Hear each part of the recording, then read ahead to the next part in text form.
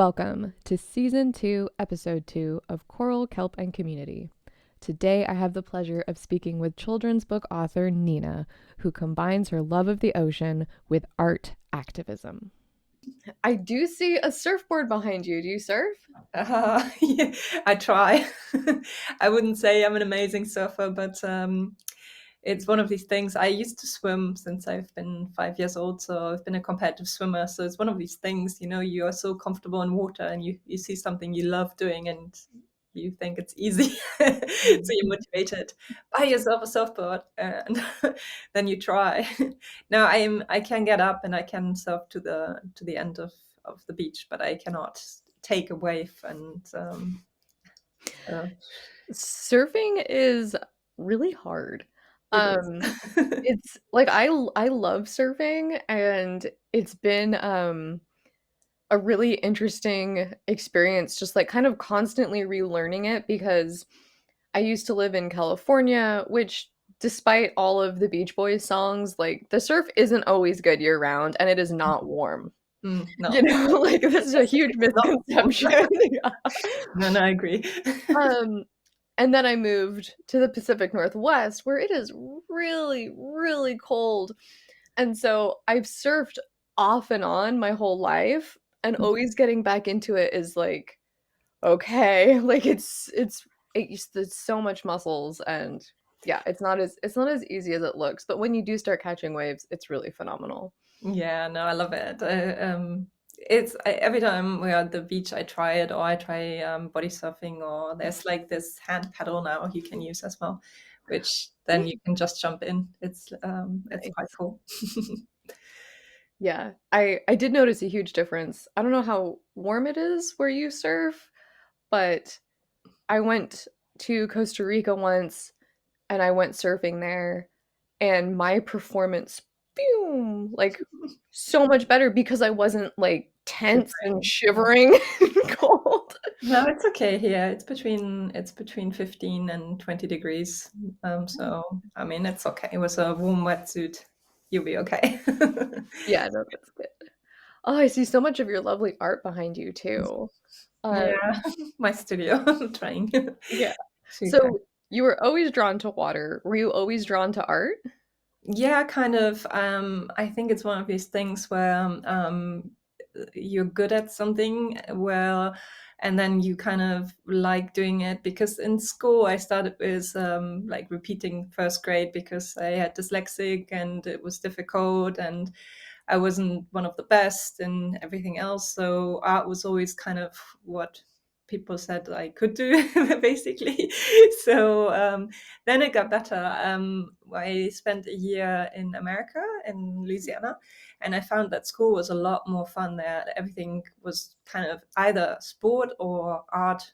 It had sports or art involved, and I loved school over there. So I was like in the drama class doing the posters. I wasn't acting. I was doing the posters for them. Um, and my art teacher there was very encouraging. So I think art has always been like this kind of confident part in my life where I know, don't get criticized or I can't keep up. Or so it was always kind of, something I enjoyed doing. And I guess because art is subjective, you can't really, it's not 1+1, it's either you like it or you don't. But, it doesn't have this wrong or right thing that other subjects have. Yeah, definitely. There's a lot more flexibility and like I mean yeah, there's a lot more flexibility. So wait, what you said you're German? Is Yeah. that the country you grew up in and then you went to school in Louisiana? Yeah, I am German. So I grew up near Hamburg, and I think in Germany it's quite common that lots of people do an exchange student year in the US, and I did one in Louisiana, and then I came back. And I think once you come back from a country that you enjoy a lot more, from the education perspective, and also I was swimming a lot more there, and I was Mm. getting a lot more getting better because we were swimming 5 times a week plus doing weights at the weekend, and we doing competitions, and really because it's not like in Germany you go to school, you come home at 2, and then if you do sports, you have to do it in the evening, Mm. and it's your parents that have to drive you to your activity. In America, you just do it part of your school activity. You choose what you want to do, so it was a lot more fun. Yeah, so, and when I came back, I felt never really at home anymore in Hamburg. I tasted something different, let's say it like that. And then I lived a while in London, and then when I met my husband, we were like, where do we live? Because he's lived in France, but is English, British. And then we met in London, and so we settled on France, and yeah, been in France for since 2009, end of 2009, 2010, so almost 14 years now. Yeah, a long time. A Yeah, long yeah. way. So France feels like home. Hmm? Does France feel like home? Definitely, yeah, yeah. I love France, and I feel very very happy here in France. So there we go. But yeah, I totally understand what you mean about like Because you live in Amsterdam, right? So I live in well, just outside of Utrecht. Yeah. okay, so Holland then, Yeah. or Netherlands. Yeah. Yeah, yeah. I mean, technically Utrecht, like the province. The Mm. Dutch are very particular about what part of the country is called Holland, I've Yeah, learned. yeah, I know. That's why I Um, quickly switched to Netherlands. yeah, yeah, yeah. I I was was like, like, no, it's Netherlands. not Holland. It's not No, no, no. Holland. Holland is over there, and there's North Holland and South Holland, and it's not here, you know? I know. Um, I learned it wrong all my life. yeah, I said Holland all my life, and then someone was like, "Well, actually, Holland is just this part over here," and I was like, "Oh." yeah, it's very common, I think, to learn it that way because I did too. And for a while, I was like, I was like, what's the difference between Holland and the Netherlands? And like, I asked people, and nobody would know. And then, of course, I moved here and learned all about it. Um, but I know I understand the feeling of like not quite feeling at home, in your home country, right? Like, and maybe part of it is because I have a German mom and a Californian dad, so I spent time in both, and I always felt a little out of place in each.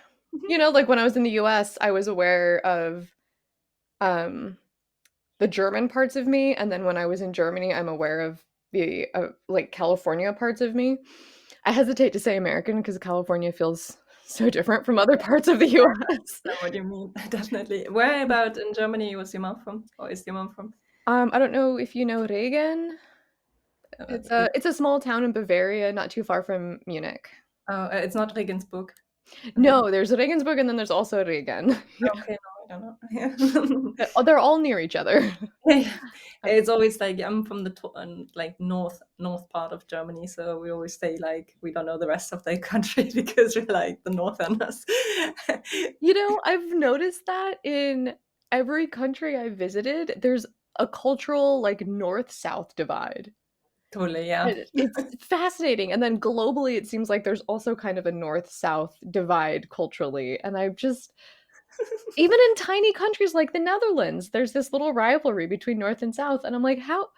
But anyway, it makes me think of that Bob Dylan quote, I was born like thousands of miles from where I'm meant to be. Ah, yeah. Mm. I thought that was really interesting and I like it because you can always make home somewhere.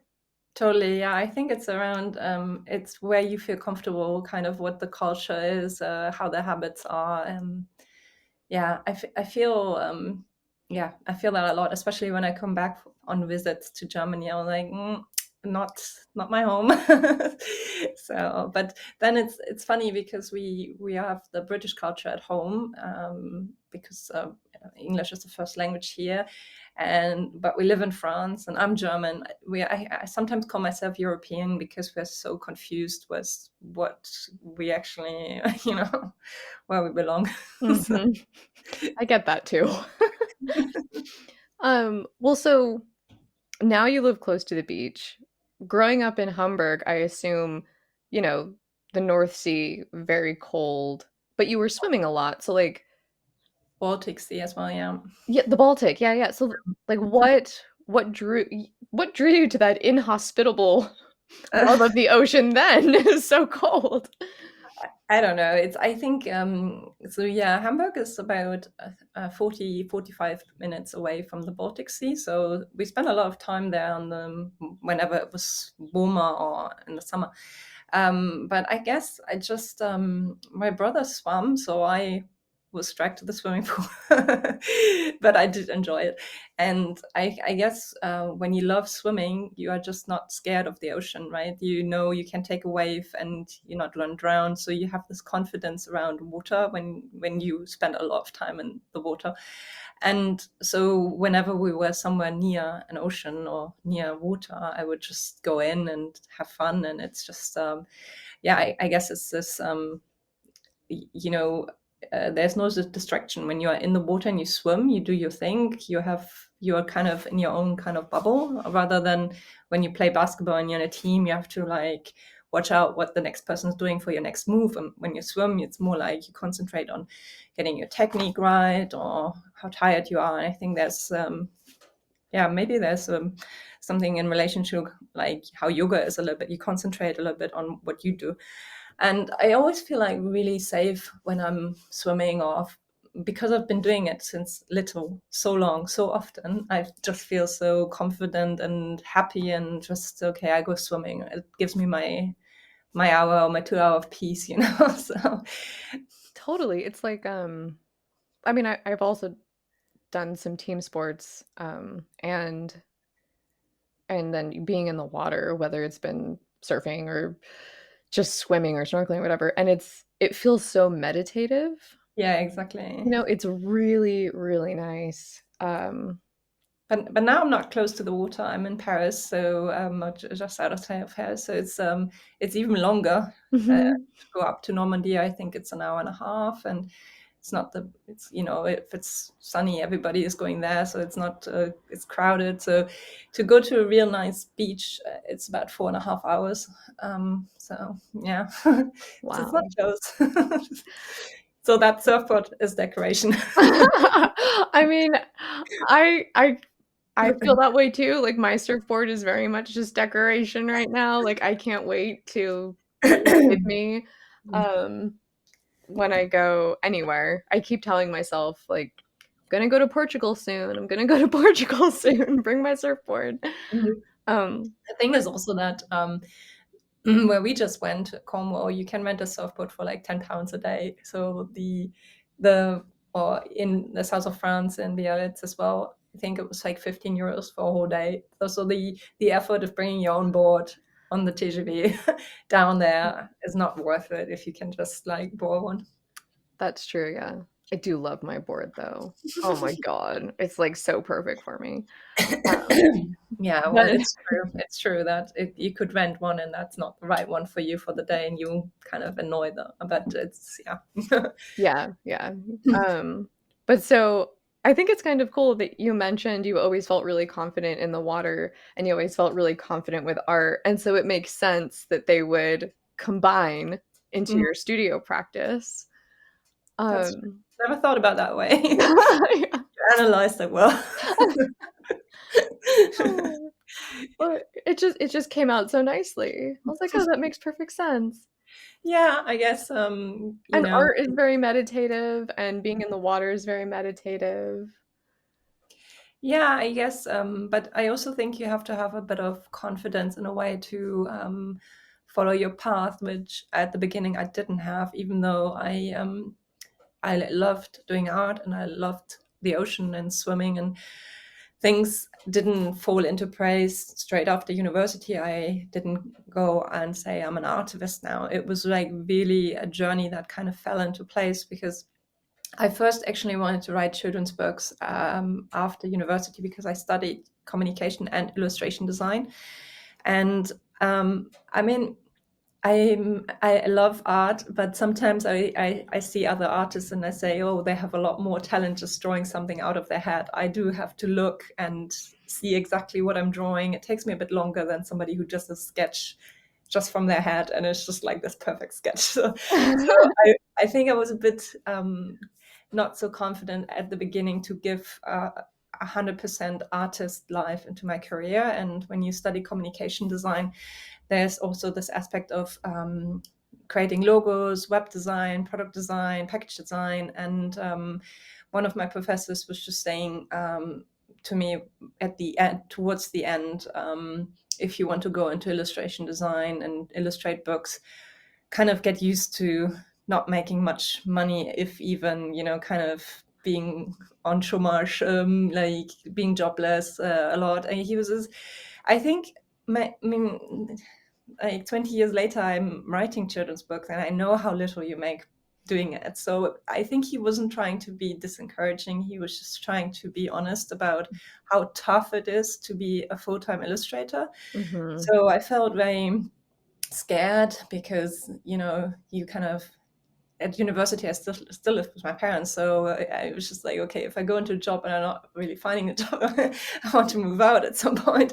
And so I kind of went for packaging design first, and worked in packaging design. And I've done years and years of design in that field, working for big brands. And then when I discovered plastic pollution in 2018, not discovered plastic pollution, I knew about plastic pollution, but the extent of plastic Mhm. pollution, I would say, how bad it was, I felt more and more that I had to kind of change my path, and move into a different direction where there's more awareness towards the environment and more good work happening, I would say, maybe if that's the right word. So yeah, it wasn't immediate, how everything kind of fell into place. And even when I started my journey, I didn't say, oh, now I'm an artivist, now I'm doing this. It was just like step by step, how it kind of came together. And now it's like 6 years later, I would say today, yes, I'm an artivist. But yeah, that took like lots of coincidence, lots of different people who kind of formed that journey, I would say. Yeah, I think that's really reflective of a lot of people's journey who are in the arts. Um, I mean, even to some extent, any other field, because what are the odds you're going to know exactly what you want to do right out of uni? You know, like you Yeah, still have to fumble around a bit, and um, especially in the arts, it is very tough, and it can be really competitive, and um, you want to dream big, but you also need to be realistic. And there's always that struggle of like balancing the paid jobs with the jobs that you really want to do that maybe don't pay as well. Um, I mean, I completely understand that because I went to art school and I've seen so many of my colleagues go through the same things. Um, and ending up where you want to be, it really has a lot to do with community. And network, and sometimes, like you said, coincidence. coincidence, yeah. And Yeah. I think I always I work a lot with schools, and do awareness work, and I always think it's really important to be transparent and honest about where you are in your journey, how hard it is, rather than, pretending you're like amazing artist who has like amazing jobs. It's like if somebody asked me, I currently don't have a job or currently don't know what's coming next, then I think it's really important to have this transparency so others can see, okay, yeah, it's not just, me who's struggling. I think if you share a struggle, I think it actually encourages others as well, to continue. Yeah, and that takes a lot of, like, integrity, I think, because it's not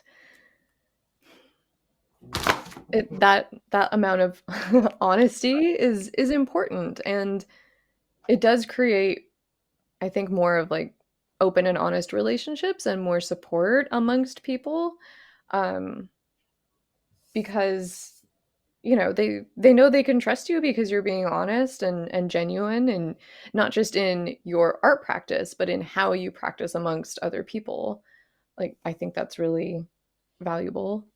Yeah, and I think if you work with children, I think it's quite important to kind of explain to them how things are, or even when it comes to environmental issues, you kind of be aware, but then you stay motivated or positive about things, and so they can learn, um, and feel inspired rather than, either overwhelmed or scared and things like that. What age groups do you work with? So It depends. I started writing like children's books in between job breaks because that's something I actually wanted to do ever since I stopped university. So when I was fed up with my job, I started writing. And I started writing for very young children because at the beginning I wrote it for my own children. And it had nothing to do with ocean. I mean, it was a penguin. It was a story about a penguin. So it is ocean related, but it wasn't the ocean itself. And then that was like newborn to 6 years old, I would say. And it was just because we were living in France, we were British, I was German, so I just had like lots of stories. I think lots of young parents feel like motivated to write children's books for their own parents. I think that's something that's not so unusual. And then when my daughter was born, I decided I published them, self-published them, and so that's how Toby the Penguin started. And they were actually they're still going quite nicely on, and they have always reviews coming in. So I think they're still helping other people to discover little stories. And then in 2018, I happened to go to the aquarium with my family where they were having a show on about plastic pollution. And it was kind of interesting because before they had always stories on like shows on that were funny. They had like Peppa Pig or Miraculous, and they were never like oceans serious related. And that time it was. And my daughter raised her hand to help the pirate to clean up the ocean. And I was paying attention, but not so much. I would say I was distracted with my other daughter. And then she raised her hands to help, wanted to help the sea creatures to have a clean, healthy ocean. And that kind of like, it grabbed my attention. And then we kind of, I don't know what it was, but something happened that day that when I came home in the evening, and I forgot to mention that I was actually writing a book about ocean life, and it had nothing to do with plastic pollution. But that day at the aquarium kind of made me reflect my book. And I was like, so after Toby the Penguin, I switched to early concept books, and I've written an ABC book. And the next book was supposed to be a 1, 2, 3 book learning about numbers, and it was just ocean creatures and how many finger, like octopus 8 and Mhm. starfish 5. So it was just supposed to be very simple, nothing to do with any pollutants. And that day, kind of like, I thought, well, there's that, because I went home and researched and I saw all these pollutants and all these problems. And I thought to myself, it's silly writing a book that has no message really, and it's so important that because I felt that evening that I only knew maybe 60% of the problem. And when I started researching as whole, the beaches was plastic pollution, I went into microfibers. I was just in a new world. And then it's like, oh my God, I'm so much part of this, because when you wash your clothes, when you go shopping, how the whole awareness and the whole behavior. And I just felt there wasn't enough education in terms of making people aware on a daily basis. Okay, there is a big problem and you can actually do something about it. So yeah, that day there was a picture of Justin Hoffman's seahorse who find a cotton bud. That's a quite famous picture. It's not an art picture, it's a documentary picture that I thought, oh gosh, the sea creatures don't have a choice anymore. They are surrounded by our trash, and everywhere they go is just like trash, and it's their habitat. So we are destroying their habitat. And that's really how 1, 2, 3 Who's Cleaning the Sea came. The idea of, okay, the animals are surrounded by trash and they are starting to clean up, and then they motivate the children to help them. So together they have at the end cleaned up everything. And I think sometimes when you have children, you kind of like, when you tell them something, it doesn't work. But when you start and then they can join in and then you do it together, they still done something good, but it's not this kind of authority. Now you do it, I'm not doing it. So you kind of do it together. And this is the idea of the book. And when I first went into class with it, I started with young children again.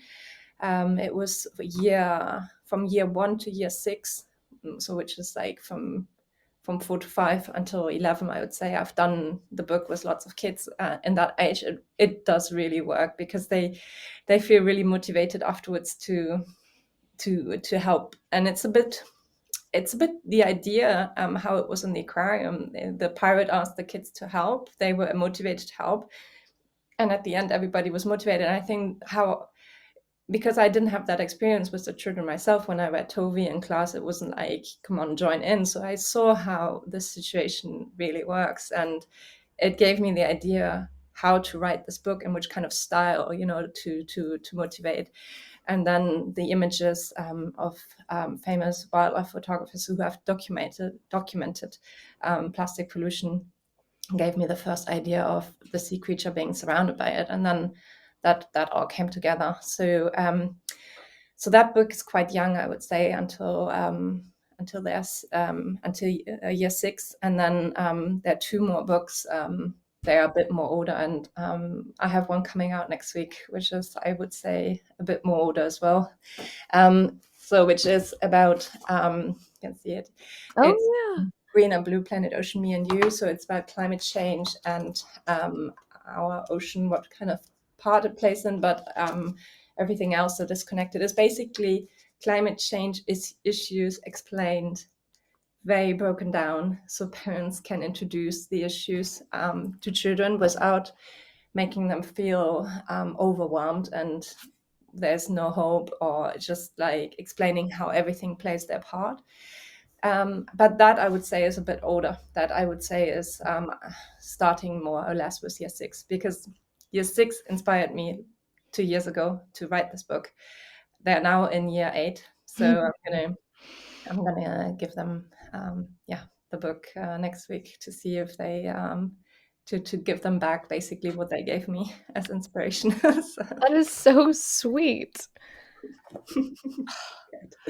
I love that so much. It makes me so happy to see like these ripple effects, right? Like you were at the aquarium one day and it touched you, and now you're writing these books which are going to touch so many more people. And I find that really encouraging and inspiring. yeah, Um you never know whose heart you touch with something you do. yeah, and especially um with art uh or with educational outreach, you you you don't always get a response. Mm. You know, like sometimes you don't know the result of what you did. It's not very tangible. Um, and this is a very great example of that. Like I'm who the pirate who was at the aquarium may not know. Maybe they're listening now and they do know and they're very excited, but but it's really fantastic. Yeah, and there's so much like controversials about aquariums in the first place, and I agree. Mhm. But on the other hand, they made me into an artivist, and they are doing educational work. So it's always the question: do we sacrifice a few creatures to have a bigger support and protection? But I do agree, big animals, sea creatures, mammals should never be in an aquarium. Oh yeah, I think we're on the same page about that one. I mean, Yeah.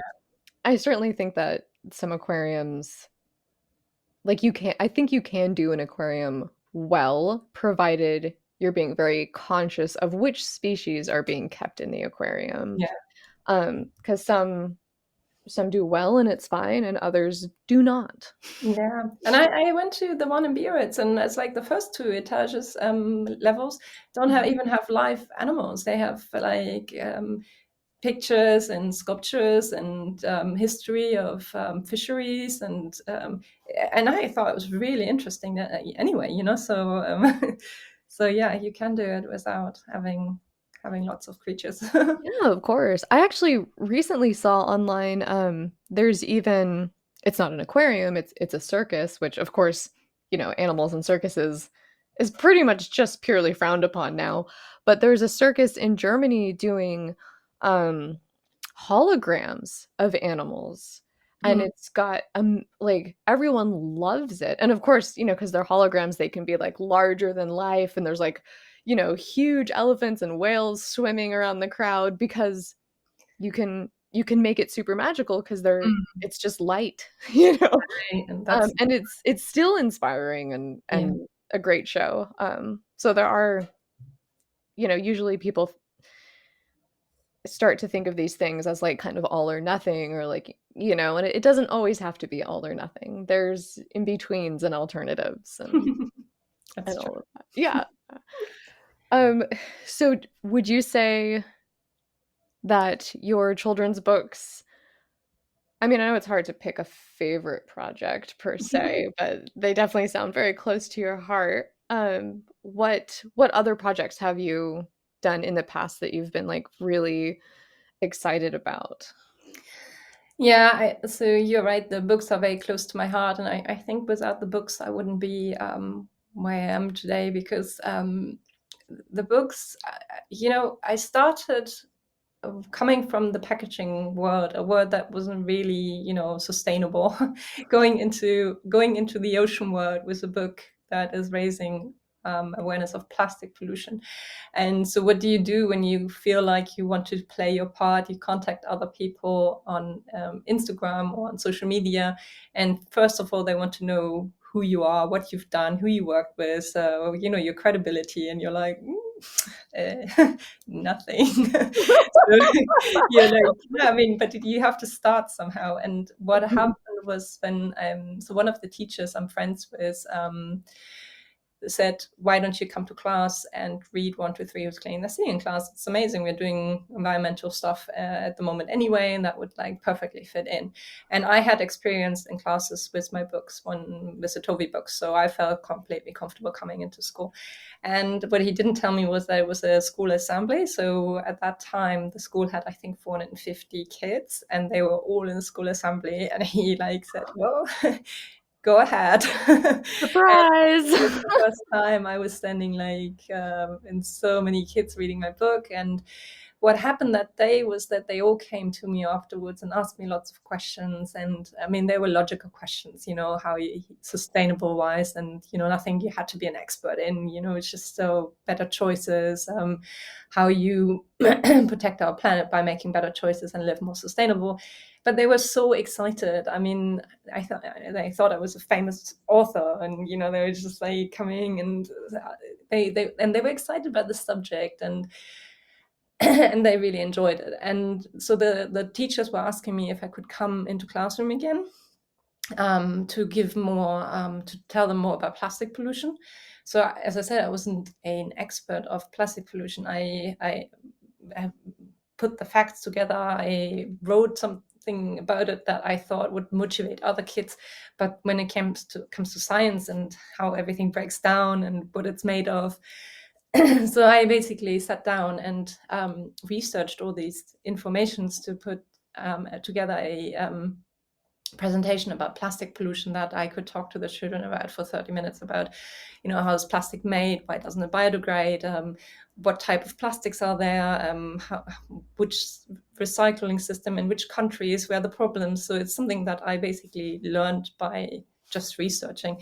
And then I went into classroom, and it went really well that I kept being asked by other teachers to come into their class. So I've been doing basically my tour through the kids, and that's been 6 years ago. And now it's not my job to do that, but the schools keep asking me if I could come in for environmental issues. So last year I gave a speech about overfishing and meat consumption, so climate change. So every time I have to do my time, my research, putting things, because nobody's teaching me except for myself and getting things together. But no, that's been, I think, one of my biggest projects I'm proud of, because I think the kids kind of have saved my ARTIVISM life because they gave me the motivation to continue. They loved what I was doing. They wanted to know more. And I think if I hadn't had that and I was just trying to make connections, it would have been very hard, because I felt a lot of people didn't want to collaborate with me or work with me because I just hadn't enough credibility or hadn't enough done enough yet. And I think that's very hard when you start. And I was lucky with 2 beach cleaners that helped me a lot at the beginning, and they are really good friends now. And I think the mentality that beach cleaners have is we need everybody on board because we have a lot of work to do. and that's something I think maybe not everybody has. Lots of people kind of want to do their thing or want to feed their own conservational organization, and I don't know. I think that's something I thought was hard. And then I was lucky enough that I came across an organization called the Marine Diaries on Instagram, and there was a social media. I think it always depends on the social media girl and who she puts you in touch with and how interested she is in getting to know your work. And she was telling me that there was a takeover you could do on the Marine Diaries, so you can just take over the account and post. And that was like my first experience with the ocean community, and that was really positive. And then I got into touch with the director of the Marine Diaries, who is now a good friend of mine, so Rebecca Daniel, and she was working on a project that was called the Marine Diaries Ecosystem Project. And she asked me if I was willing to illustrate one of the ecosystems for free as an educational project where they can give posters to schools with educational information.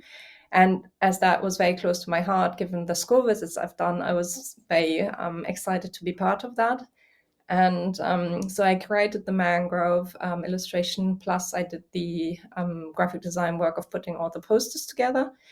And I would say that project changed my life, how it is today, because the mangrove kind of started opening a lot of doors because of its own kind of journey it's done. And it was like a free educational voluntary project I agreed to. And then there was another organization called Explorers Against Extinction, which every year asked for donations of artwork. So I asked Rebecca if it was okay if I donated the artwork to a different cause as well.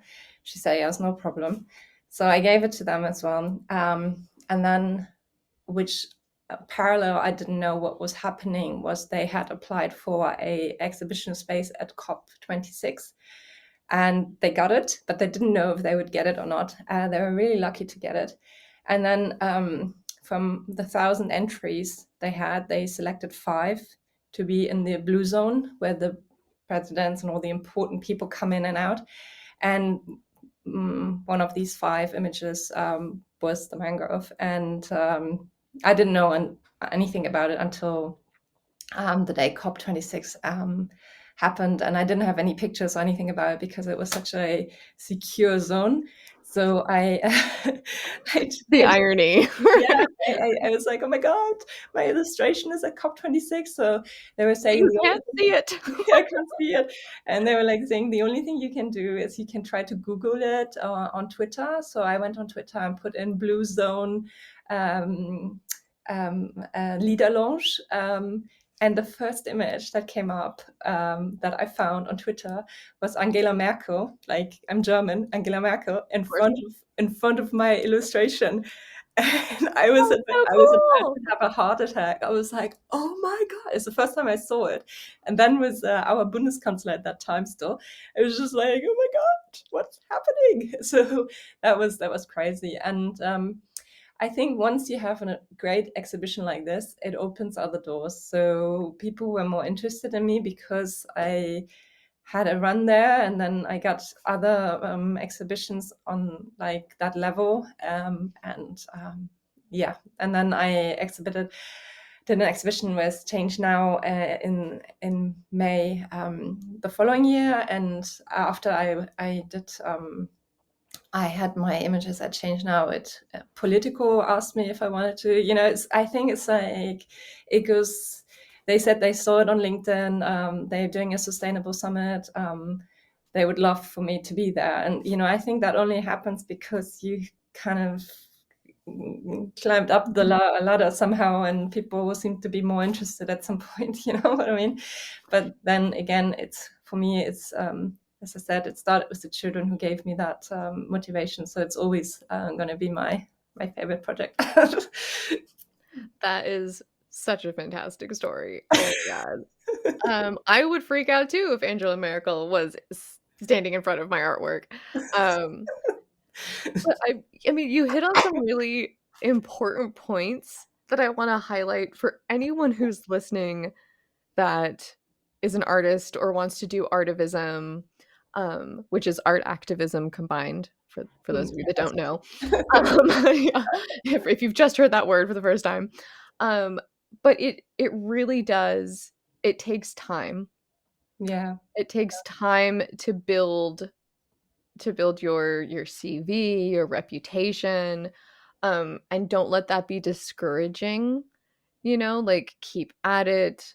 The whole like follow your dreams thing, but also like have a plan to eat food. Um, and Definitely. as much as artists dislike it, and I do think artists should always be paid fairly for their work. I do have a bachelor's in painting, so I feel very strongly about it. Um, but sometimes no matter what industry you're in, if it's slow, it is good to do, pro bono work sometimes because at least you're still working, at least you're keeping your creative juices flowing and you're building that reputation still. And as much as, doing art for exposure can feel frustrating and how exposure doesn't pay the bills, No, it definitely not. yeah, it can still have amazing results in the long run and you just have to be selective and your selection could not have turned out any better. It was funny because nowadays when people kind of contact me and say, "Oh, could we have that for free?" or "Could we have that for free?" I sometimes be like, "It took a long time to do that," Mhm, But I think with the Marine Diaries, I never crossed my mind that it was paid or not paid because they kind of I felt like they were a friend and they helped me when I first stepped my foot into the ocean world by saying I could, collaborate and they posted a lot of my work. So I always felt like I don't know. I'm one of these people that if you give something to me, I feel like for at least 6 months or a year, I feel like I have to give back to you. I have to somehow give you contacts back, or I'm always trying to give back. So when they asked me, I was just like, yes, of course, no problem. I mean, I didn't even ask if that could be paid, and I think you know, constantly being asked if you could volunteer or if you could give that for free can be very annoying, especially when you don't have enough paid work. But I think it also depends what kind of relationship you have to the person that mhm. is asking and what it is for, if it's for their Yeah, own kind of good and only to become more popular on Instagram or something like that. I feel like, yeah, I mean, wouldn't we all, but if it's like for educational purposes and for proper school education, there where resources are missing, then I don't really think twice about it.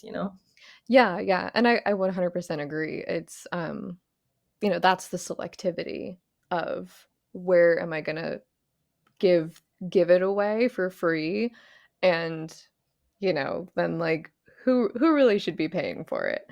Mhm. Um, yeah, I 100% agree, and it's a lot about creating those the relationship. Yeah, totally. Like there are people, of course, that if they asked me for something or some help or like whatever, and whether it's in the art world or something else, I wouldn't think twice about saying yes. No, yeah. It it Like really depends, yeah. yeah, it just it Relationships and collaborations with the people you already have a relationship with is so much nicer anyway, because their cause and you know who they are doing it for, and so it makes a lot of difference. yeah, yeah. That is really beautiful.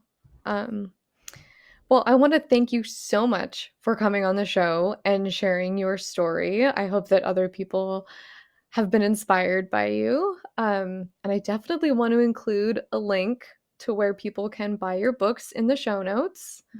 Um, I'm not getting a cut of that if anyone's wondering. It's just it's just Yeah, it's I mean, just for fun because the books I saw a cover and it looked really great. But I mean, I feel like people should have them and support the kind of work that you do. thank you. It's very kind of you. And there's also I put I put a lot of projects I support on my website. There's the marine ecosystem posters, educational posters are on there as well. If somebody from like a teacher or anyone who works with schools listens, and there's a lot of things that I posted over the years on Instagram that is just raising awareness and just like sharing anything that could help a cause. Would be great, because at the moment, I don't know when this is coming out, but at the moment, Fishery February is coming up, for example, and I'm a ambassador, and that's something I love, giving solutions, and that's something I do as well. I tell the kids, after I tell them a few problems, I also tell them, and now you can actually do something. You can start with something that is not overwhelming. You know, we're not going to start with being vegan. You know, we're going to start with maybe trying to eat no fish for a month, and then better solutions. You know, it's always about doing little steps and not going from there to never using plastic again, or there or never, you know, it's just people feel like disconnected when you just ask them too much. Yeah. Well, and it is really I mean, especially for children who, like, don't necessarily get to make all of their own decisions, you know? Definitely, yeah. Like, but even as adults, like, there are certain decisions we don't get to make because we live in an imperfect system, Yeah, no, totally. right? Like, you know, like, trying to not buy anything in plastic in the grocery store is insanely challenging. I've personally given up, because as a mother with the kids only eating that or that, you know, trying to buy that, Yeah. it's not possible. You need to pick your battles of being Not possible. environmentally friendly and then, like, fight for the ones that you can't pick in a different way. Yeah. Yeah, yeah, I agree. Totally. But yeah, thank you so much, and I will be sure that this comes out at the end of February before or the end of January before February. But I mean, it's just a motivation. You can do it whenever you feel like doing little steps. But yeah, thank you so much for inviting me. It's been inspiring also to hear a few points how you feel about surfing and art. I try to keep it fun, you know? No, but thank you so much, and keep creating art. Same goes.